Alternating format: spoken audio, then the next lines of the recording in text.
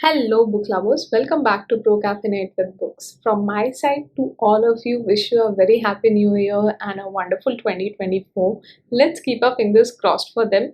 2023 overall has gone pretty well for me, and in this video, I will be sharing how December went for me from reading wrap perspective and also my top 10 reads of 2023. I've read more than 190 books this year and I let that sink in for a bit. And I was so close to reaching 200, but I'm still happy with all the books that I've read this year mostly. But unfortunately, I cannot promise the same regarding my December reading wrap.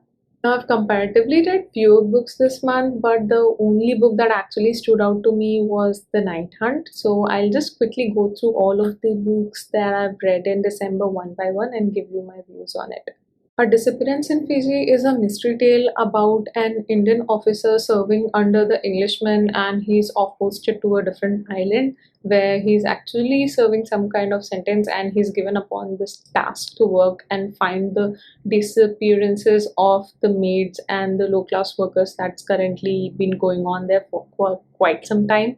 And usually people don't pay attention to these, but now suddenly it has caught an eye of the Indian officers, and he has been sent to investigate the issue further. This book was specifically fine apart from the few downline areas. Overall, an interesting read for a one time. The next one was Iron Flame, which was a very big disappointment. As much as I enjoyed Fourth Wing, despite the issues it had from writing style perspective, at least from my point of view, there were several more complications added in here, and they did not even reflect well to the story, nor were they adding any more additional depths or additional layers to the story. So I am not really sure why so much of back and forth was really going on, and why the hell just can't two people simply talk and get it over with. Green Wild has a beautiful magical story of cultivating green magic into your worlds, because it is diving deeper into a specific segment of magic, which was really great, but the story overall wasn't that memorable.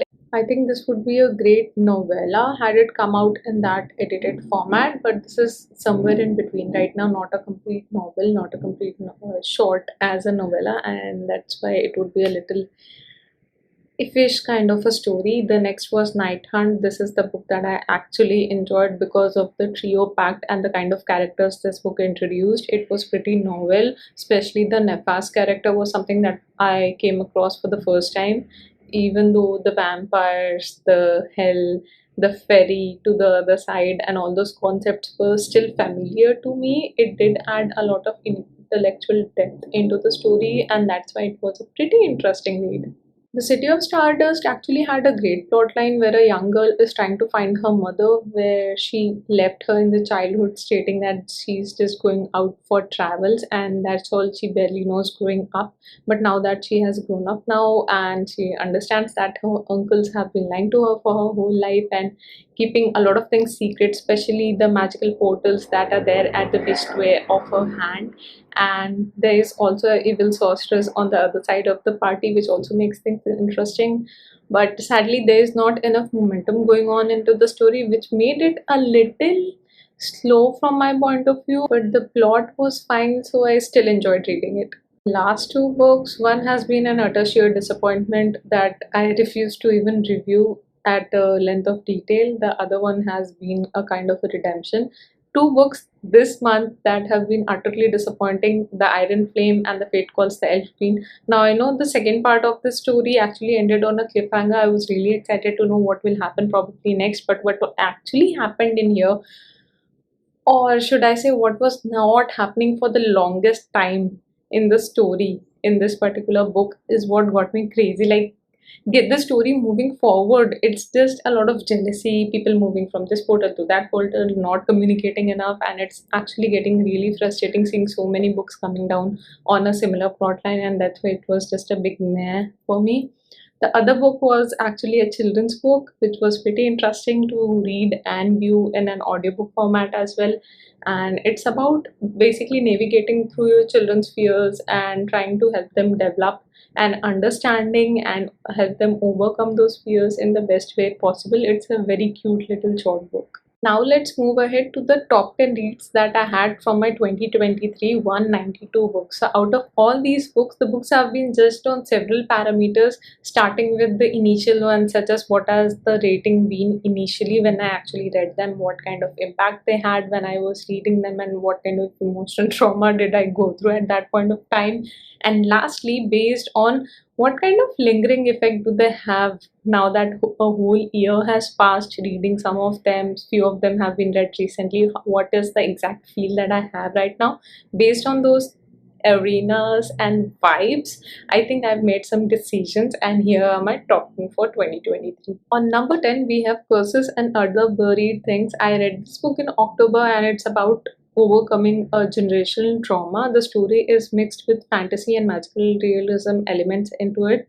A lot of fantasy elements where the people think that the whole family has been cursed and all female members of the family die at a very young age because of the curse, and they fall into a love triangle kind of a situation within the village in which they are living currently, which is a very small town, and the people of the town will do everything to make that story come true. Fate is aligned in that way, and our protagonist is basically trying to break that wheel. Confessions of a 40 something book is something that I would recommend to each and every person who is above the age of 25. I think, irrespective of what kind of genres you do enjoy to read, whether it's fiction, non fiction, fantasy, non fantasy, mystery, thriller, anything and everything, this book, if you're a woman and you're 25 plus, you must read it, because I don't think in words I am capable of explaining how things go shitty wrong in everyone's life, and we just simply keep blaming ourselves to a point that we go under depression. Sometimes we do cover ourselves with negative thoughts that what kind of life are we living? It's not up to the standard that the society has set up in for us. Get married at X age, have kids at Y age, have a set of professional career nowadays. That's another challenging area that we have to excel at. And if there is even a single trade where you are not excelling, you are just a failure in your life. And this book is basically addressing to all such issues within this segment. On number 8, we have Emo Reality, which is a non-fiction memoir category of a book dealing with personality disorders. So our person who is being addressed into the book actually had a borderline personality disorder that the parents were not able to check upon initially because the signs were not that prominent to them, and the world around us is not really educated enough in this dimension so that they can see those symptoms and identify that this is not a normal behavior and something might really be need to done, and not just dismiss everything as just another teenage tantrum. And please pay attention to your kids, and if you really have kids and you are trying to understand the different types of behavior that they might have, I think this would be a great book to uncover your own self and be confident on the kind of decisions that you make for your kids. Number 7 has Remarkably Bright Creatures, which is a book narrated from an octopus's point of view. The story is set up in Japan, I think, if I'm not right, and the octopus in here actually wants to live his life peacefully out in the ocean, but he's sadly stuck up in a container in an aquarium, and there's a cleaning maid there who does her job really religiously, unlike other people out there. And this whole tale is about the intermingling story between that octopus who is trying to flee for his life, this old woman who simply wants peace in her last days, and a very young man out there somewhere coexisting in the same world. The overall story is pretty emotional in the contemporary world, but there were a lot of things that you would feel that okay, I can relate to these things and emotions pretty well, whether you have experienced those things in real time or not. I think it was a really touching story. Next up, we have All the Dead Lie Down, which is a little spooky story. And if you want to read those chills in winter season as well, you can try it out, or you can wait up until next year to try these books. It has an amazing storyline, a great sisterhood feeling, and some ghostly creatures and weird little activities that families do from time to time, especially if they have huge mansions in which they live. The story here is about three little young girls who are coexisting in a mansion with a mother who is basically too focused on her career to pay attention to her child, and that's where the help comes in. And everything else just aligns well with the story, and for that I think you should probably read it if this is something that's matching your vibe.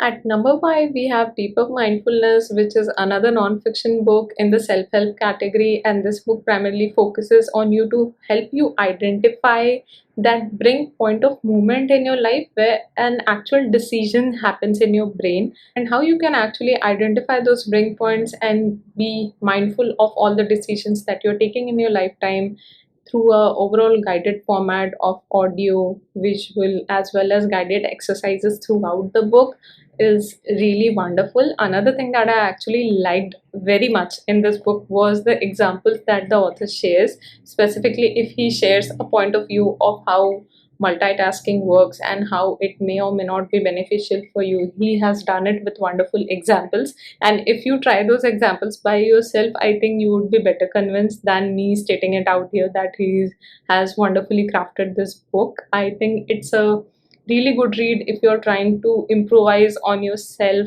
and especially, as the category states, self-help and develop yourself further. I think this would be a wonderful book to try this year. A Study in Drowning by Ava Reid is obviously famous firstly for the writing style. Reid really writes wonderful books, and her writing style matches the kind of books I would like to read personally, and that's why it was one of my favorites and in the top 10, top 5, whatever you want to call it. Talking from the story perspective, it's focused about a very famous writer, one of the fans of that famous writer, and one of the researcher who's researching on a topic about that author. Both collide with each other in the same place where all the documents and details are listed down, and they both come up to a discovery regarding who that author was, because they have written some really wonderfully crafted books and poetries, and that person is really famous, but nobody has a lot of insight about who that person was.